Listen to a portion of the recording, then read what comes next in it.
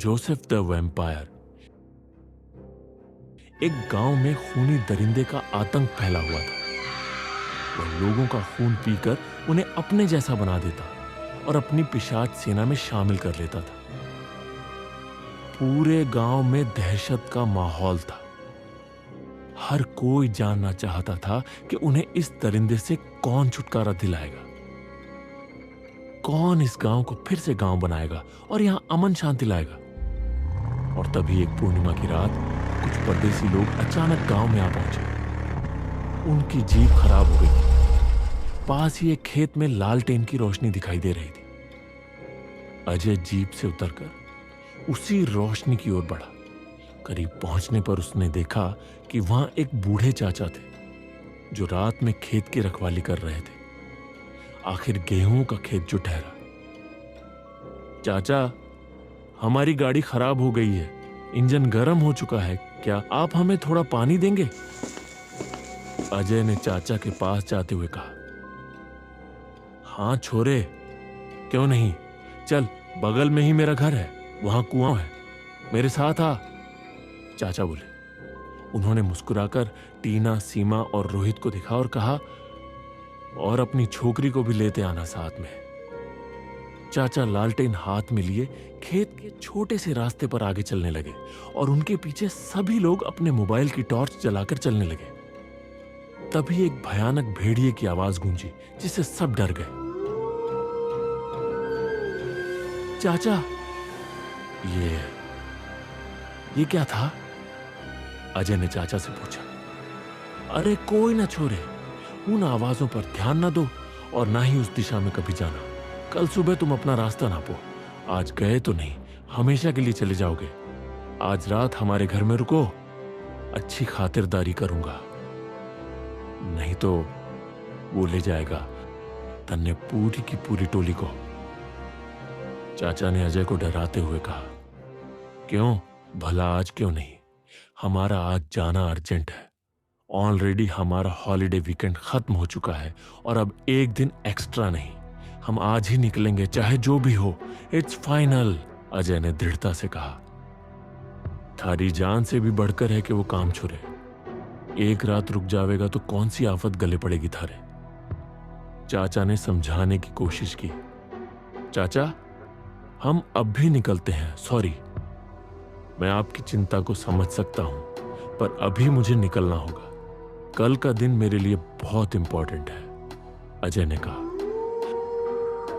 जिंदा बचोगे तो जाओगे ना, वो खूनी भेड़िए तुम्हें नोच खा जाएंगे। आज उनकी रात है, पूर्णिमा की रात। आज उनका मुकाबला कोई ना कर सके है साहब। आप कल जाओ। अगर इनसे बच भी गए तो एक और तबाही तुम्हारा मुंह फाड़े स्वागत करेगी परदेसी बाबू। इतना कहकर चाचा अचानक शांत हो गए। उनके चेहरे पर चिंता और डर एक साथ दिखाई दे रहा था। ऐसे कैसे? बाप का राज है क्या? आप हमें रोक नहीं सकते और ये पुरानी बातों को हम नहीं मानते। कोई भेड़िया वेड़िया नहीं होता है। तुम इन बकवास बातों को मत सुनो। पानी लो अजय और चलो, टीना ने गुस्से में कहा। ठीक है छोरी, तने जाना ही है तो मैं थारे को नहीं रोकूंगा, चाचा ने कहा। वह घर में जाकर 4 ताबीज ले आए। ये ताबीज अपने गले में पहन लो, सुबह शहर पहुंचते ही उतार देना और रात भर इसे गले से अलग मत करना, चाहे जो हो जाए। अजय कार में पानी भरकर चाचा का शुक्रिया कर अपने दोस्तों के साथ निकल पड़ता है। कुछ मील चलने के बाद अचानक पहाड़ी के बीच में उनकी जीप बंद पड़ जाती है। धत, इसे क्या हुआ? अब अभी तो पानी डाला था, अजय ने कहा। पेट्रोल तो था ना अच्छा खासा, तो अब इस खटारा को क्या हुआ यार? अजय, तू इसे किसी कबाड़ी को बेच दे, बहुत प्रॉब्लम क्रिएट कर रही है तेरी जीप, टीना ने कहा। तभी एक आदमी पहाड़ी के रास्ते से सड़क पर दाईं ओर अकेला जीप की तरफ चलकर आता है, पर वह कोहरे में साफ नजर नहीं आता। हवाएं तेज चलने लगती हैं, भेड़िए भी तेज गुर्राते हैं। अचानक बिजली चमकती है। तेज बारिश होने लगती है, मानो ये आंधी तूफान सब उसके इशारे पर चलते हैं। बड़ी हैट, गोल चश्मा, कोट, गमबूट, दस्ताने और हाथ में सिगार लिए एक आदमी कार की खिड़की के पास आकर झुककर खिड़की पर दस्तक देता है। वही होता है जोसेफ। क्या हुआ दोस्तों? Any problem? मैं आपकी कोई मदद कर सकता हूं? जोसेफ ने पूछा। हाँ सर, पता नहीं अचानक हमारी कार यहां पर आकर रुक गई है। ना जाने क्या हुआ है इसे, आगे बढ़ने का नाम नहीं ले रही, अजय ने बताया। मैं देखता हूं ब्रदर, बस हेडलाइट ऑफ रखना प्लीज, जोसेफ ने कहा। But why? अजय ने जोसेफ से पूछा। I said turn off the headlight. मुझे इससे प्रॉब्लम होती है, जोसेफ ने खड़े स्वर में कहा। अजय हेडलाइट ऑफ कर देता है। कुछ देर बाद कार स्टार्ट हो जाती है, जिससे अजय खुश हो जाता है। इफ यू डोंट माइंड, क्या मैं आपके साथ आ सकता हूं? मुझे बस कुछ काम के लिए शहर जाना है। लिफ्ट मिलेगी ड्राइवर साहब? जोसेफ ने पूछा। जोसेफ टीना और सीमा को घूरता है और मुस्कुराता है। तभी दोनों को असहज महसूस होता है, पर दोनों मुस्कुराकर बात टाल देती है। Why not, sir? आप ही की जीप है, आओ, अजय ने मुस्कुराकर कहा। पर अजय उसे बगल में बैठने के लिए कहता है, बजाय टीना और सीमा के पीछे बैठने के। इससे टीना और सीमा चैन की सांस लेती है और कार स्टार्ट करते हुए सब वहां से निकल पड़ते हैं। तभी बहुत सारे चमगादड़ कार का पीछा करते हुए उनके शीशे पर सिर पटकते रहते हैं। अजय डर जाता है और कार असंतुलित होने लगती है। बुरा न मानो तो मैं कार चलाऊं, अजय? जोसेफ ने पूछा। हाँ सर, श्योर, अजय ने कहा और स्टीयरिंग जोसेफ के हाथ आ जाती है।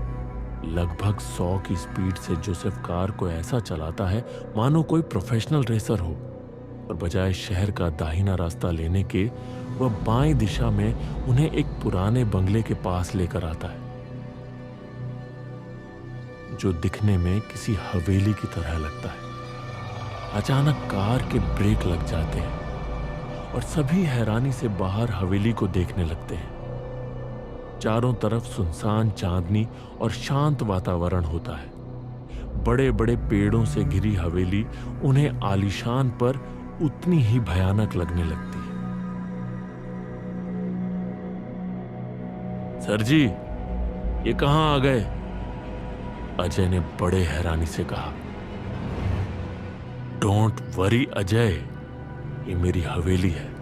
तुम यहां पर अपने दोस्तों के साथ रुक सकते हो। मुझे खातिरदारी करने का मौका तो दो। देखो, ये मौसम भी तो यही चाहता है। अचानक काले बादल घिर जाते हैं, बिजली कड़कती है और जोसेफ जीप से उतरकर थोड़ी आगे जाकर खड़ा हो जाता है। हल्की सी बारिश शुरू होती है और तभी अचानक जोसेफ अपने डरावने रूप में आ जाता है। लंबे दांत, लाल आंखें, सफेद चेहरा और शैतानी हंसी सबकी होश उड़ा देती है।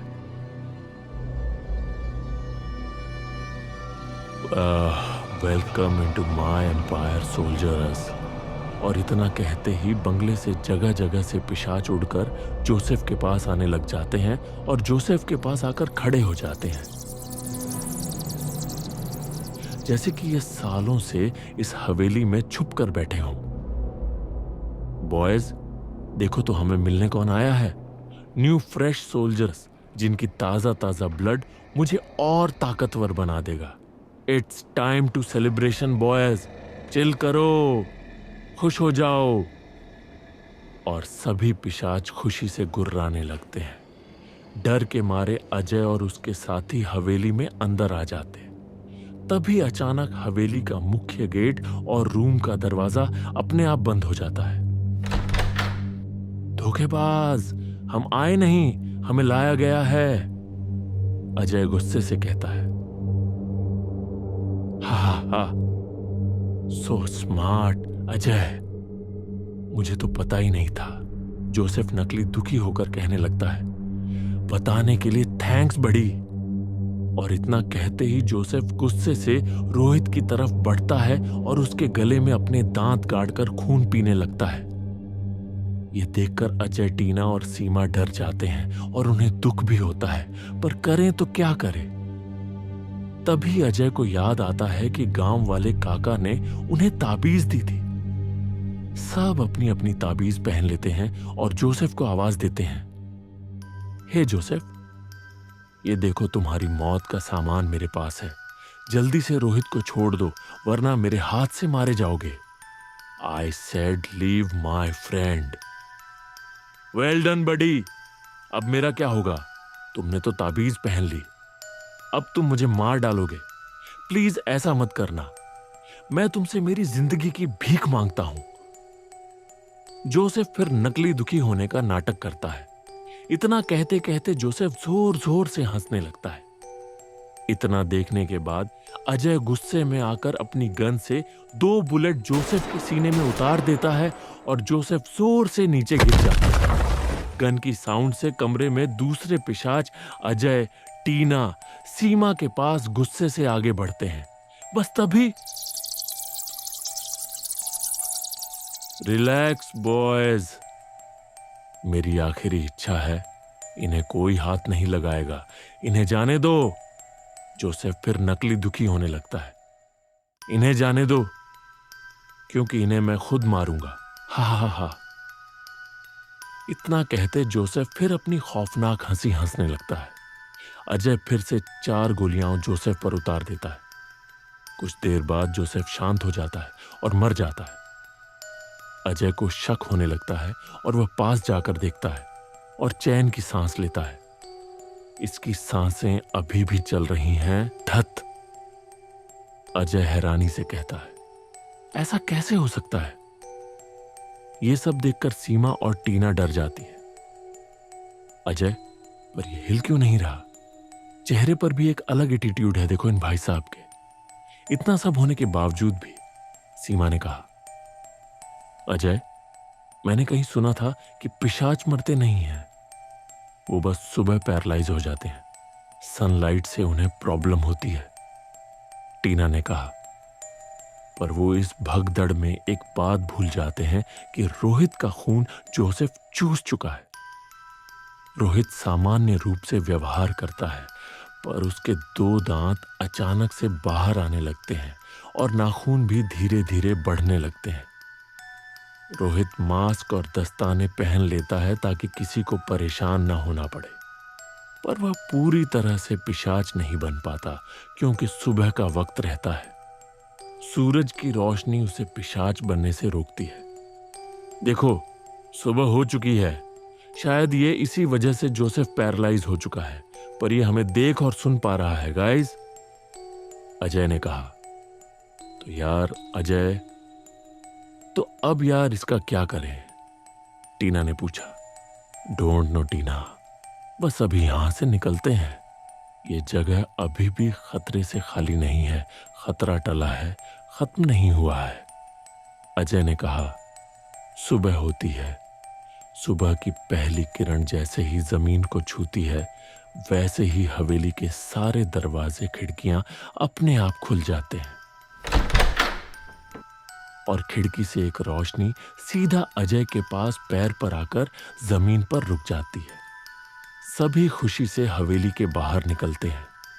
बस रोहित अपनी हुडी और धूप का चश्मा पहन लेता है, क्योंकि सूरज की रोशनी की वजह से उसे जलन होने लगती है और उसे सब समझ आने लगता है कि यह क्यों हो रहा है, पर इस बात को वह किसी को नहीं बताता।